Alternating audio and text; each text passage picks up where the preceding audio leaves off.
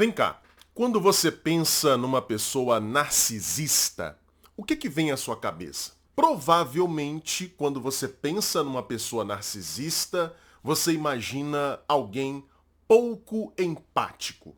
Aquela pessoa que tem dificuldade para se colocar no lugar do outro, que está sempre priorizando os próprios interesses, que só consegue enxergar o próprio lado em um conflito, em uma divergência. Provavelmente você deve estar pensando numa pessoa egoísta, aquela pessoa que tende sempre a querer as coisas só para si, que tem dificuldade para compartilhar, para dividir, para dar ao outro. Provavelmente você está pensando numa pessoa manipuladora, numa pessoa que tenta sutilmente levar o outro a fazer aquilo que ela deseja, não é isso? Ou seja, provavelmente quando você pensa numa pessoa narcisista, você pensa em alguém que não está nem aí para o outro, não é verdade? Bom, mas e se eu te disser que existe uma outra forma sutil de expressão do narcisismo patológico que se manifesta justamente como o oposto dessa primeira descrição que eu te dei? É sobre isso que eu quero falar nesse vídeo de hoje, sobre os narcisistas generosos. Isso mesmo. Fica aí que eu já te conto sobre isso.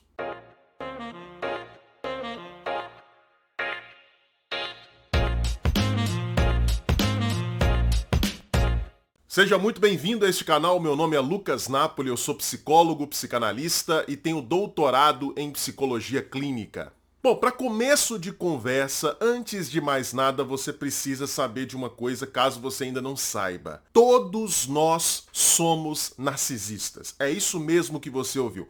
Todo mundo é narcisista. Isso porque, ao contrário do que se fala aí no senso comum, narcisismo é um termo, é uma noção que aparece no campo da psiquiatria, mas que ganha status de conceito psicológico no interior do campo psicanalítico. Então, quem tem autoridade para falar sobre narcisismo enquanto conceito é a psicanálise. E do ponto de vista da psicanálise, narcisismo não é necessariamente uma condição patológica. Narcisismo é um aspecto da condição humana. E o que é o narcisismo enquanto um aspecto da condição humana? O narcisismo significa o investimento de libido, ou seja, o amor pelo próprio ego. Então, nesse sentido, todas as pessoas são, em maior ou menor medida, narcisistas, porque todas as pessoas, em maior ou menor medida, amam o seu próprio ego, amam a sua própria imagem. Nesse sentido, nós podemos dizer que aquele tipo psicológico, aquele tipo de pessoa que no senso comum, e até a gente pode dizer dentro do próprio campo psicanalítico, ou do campo psi de maneira geral, aquele tipo psicológico, aquele tipo de pessoa que foi nomeada como narcisista, a gente pode dizer generosamente que esse tipo de pessoa é aquela pessoa que ama excessivamente, exageradamente o próprio ego. Então, recapitulando, todo mundo ama em alguma medida o próprio ego. Todo mundo tem um tesão, tem uma paixão pela sua própria imagem. Mas existem pessoas que amam a sua própria imagem demais, que amam exageradamente o próprio ego. Essas pessoas são aquilo que a gente poderia chamar de narcisistas patológicos. Por que patológicos? Porque se o narcisismo é um aspecto da condição humana, então a gente pode supor que exista um narcisismo saudável. É aquele narcisismo equilibrado, suficientemente bom. Ou seja, uma pessoa que tem o seu narcisismo saudável é aquela que ama equilibradamente o próprio ego. É aquela que não ama nem de menos e nem de mais. O narcisista patológico é o cidadão que ama demais o próprio ego. E aí, como eu falei no início, Quando a gente pensa no narcisista patológico, em geral o que vem à nossa mente é a imagem de uma pessoa que não tem empatia, que não consegue olhar o lado do outro, que sempre está priorizando os próprios interesses, que manipula os outros para que os outros façam aquilo que ele quer. Essa, em geral, é a imagem que a gente faz de um narcisista patológico. Mas o que eu quero dizer para você nesse vídeo é que existem pessoas que são narcisistas, a gente vai ver aqui no decorrer do raciocínio como que elas de fato são narcisistas patológicas, mas que elas não se apresentam dessa forma. Elas não se apresentam como manipuladoras, pelo menos não num primeiro olhar. Elas não se apresentam como egoístas, elas não se apresentam como pouco empáticas, mas elas são narcisistas patológicas. E eu posso provar para você. Acompanhe o raciocínio. Como eu falei agora há pouco, o que é narcisismo? Narcisismo é amor pelo próprio ego, tesão pelo próprio ego, paixão pelo próprio ego, investimento de libido no próprio ego. E nesse sentido, todo mundo é, em maior ou menor medida, narcisista. Nesse sentido, qual que é o critério que a gente pode adotar para dizer se uma pessoa é ou não narcisista patológica? Ora, se narcisismo, acompanha o raciocínio, se narcisismo é amor pelo próprio ego, então um narcisista patológico é aquela pessoa que ama demasiadamente o próprio ego. Então, um critério para a gente saber se uma pessoa é narcisista ou não, não é a capacidade empática dessa pessoa, o quanto ela consegue se identificar com o outro, o quanto ela consegue olhar o ponto de vista do outro, dar lugar para os interesses do outro. Esse não é o critério. O critério é o quanto essa pessoa ama o seu próprio ego. O excesso de tesão, de paixão que ela tem pela sua própria autoimagem. Esse é o critério para determinar se uma pessoa é um narcisista patológico ou não. Por que eu estou falando isso para você? Que a empatia, a quantidade de empatia não é um bom critério. Porque existem narcisistas patológicos que se mostram excessivamente empáticos.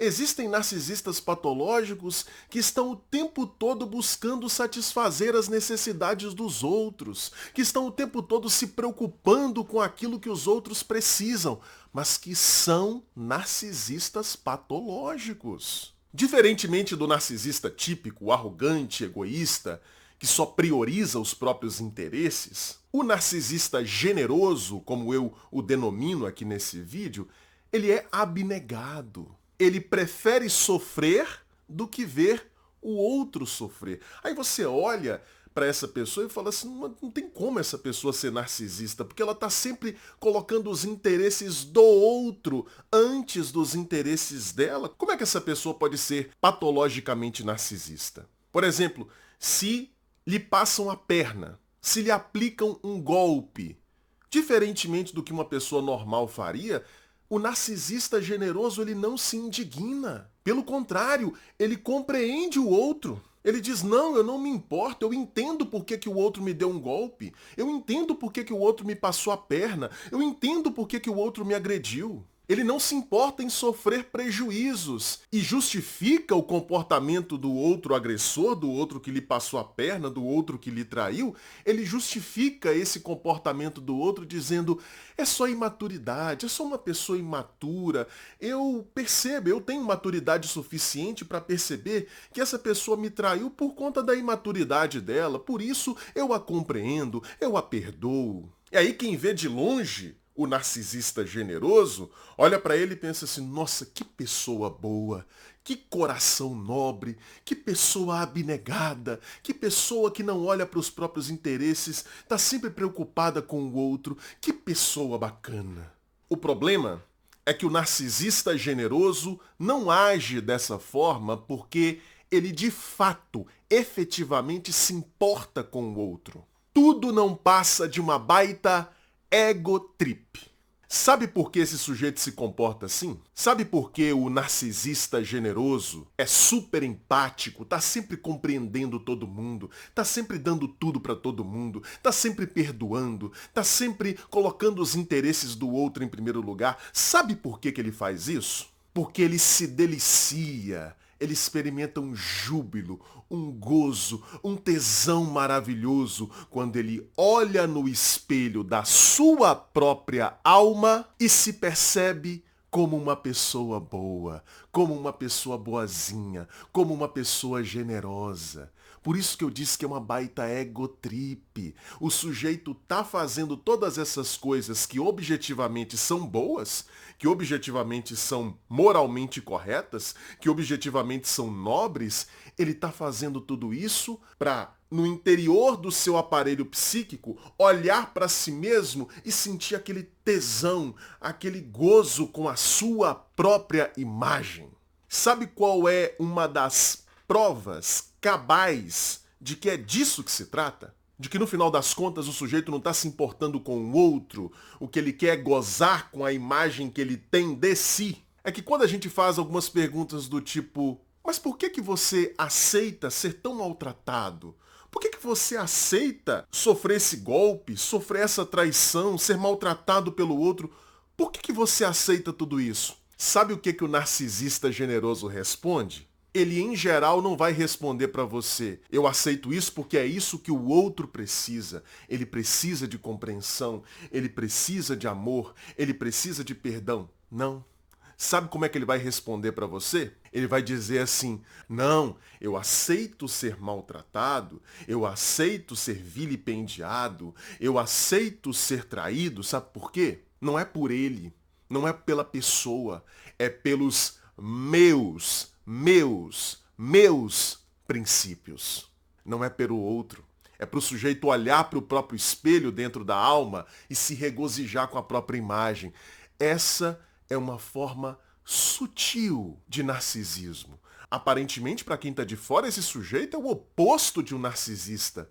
Mas acompanhando essa análise minuciosa, essa análise profunda que eu apresentei aqui para você, esse sujeito se revela um narcisista patológico também. E aí, você conhece algum narcisista generoso?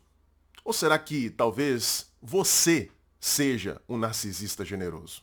Bom, se você gostou desse vídeo, saiba que recentemente, lá na Confraria Analítica, nós fizemos uma série de aulas ao vivo, mais de 10 semanas estudando minuciosamente o texto sobre o narcisismo, uma introdução, o texto clássico de Freud que fala sobre o narcisismo, que apresenta o conceito de narcisismo. Nós estudamos esse texto linha a linha durante várias semanas e todas essas aulas estão disponíveis na nossa plataforma. Ah, você não sabe o que é a Confraria Analítica? A Confraria é a minha escola de formação teórica em psicanálise. Participando da Confraria Analítica, você ganha acesso às mais de 250 horas de aulas que nós já temos disponíveis na nossa plataforma. A Confraria já tem mais de 2 anos de existência. Além disso, você ganha acesso a 2 aulas inéditas toda semana. Uma aula ao vivo que acontece toda segunda-feira às 8 horas da noite. Essa aula fica gravada. E uma aula gravada mais curta toda sexta-feira à tarde, sobre alguma temática específica do campo psicanalítico. Para ter acesso a tudo isso, você vai pagar apenas uma mensalidade no valor de R$ 49,99. É isso mesmo, menos do que o valor de uma pizza por mês, para ter acesso a mais de 250 horas de aulas já disponíveis e a 2 aulas novas toda semana. Se você quiser, você pode fazer um plano anual de assinatura, que tem um desconto, e aí você vai pagar, ao invés de 12 vezes de R$ 49,99, você vai pagar apenas R$ 497 por um ano. Beleza? Se você deseja se tornar meu aluno e se juntar a mais de 1.500 pessoas que já estão na Confraria Analítica, é só clicar no primeiro link que está aqui na descrição. Bom, e antes de terminar esse vídeo, deixa eu falar rapidinho para você também sobre os meus 2 e-books. O primeiro deles se chama O que um psicanalista faz. Nesse e-book eu explico para você de maneira rápida, simples, didática, o que acontece num consultório de psicanálise. E o segundo e-book se chama Psicanálise em Humanês. 16 conceitos psicanalíticos cruciais explicados de maneira fácil, clara e didática. Esse segundo e-book é praticamente um mini curso de introdução à teoria psicanalítica. Para adquirir esses 2 livros digitais, basta clicar nos links que estarão aqui na descrição também. Bom, e se você gostou desse vídeo, não deixe de curtir, não deixe de comentar, não deixe de se inscrever e principalmente compartilhar. Tem muita gente por aí que precisa saber que nem sempre o narcisista vai ser aquele sujeito super arrogante, super egoísta. Tem muito narcisista generoso por aí e talvez tenha algumas pessoas que precisam se reconhecer nessa categoria. Então, não deixe de compartilhar esse vídeo. Eu aguardo você num próximo vídeo. Um grande abraço e até a próxima.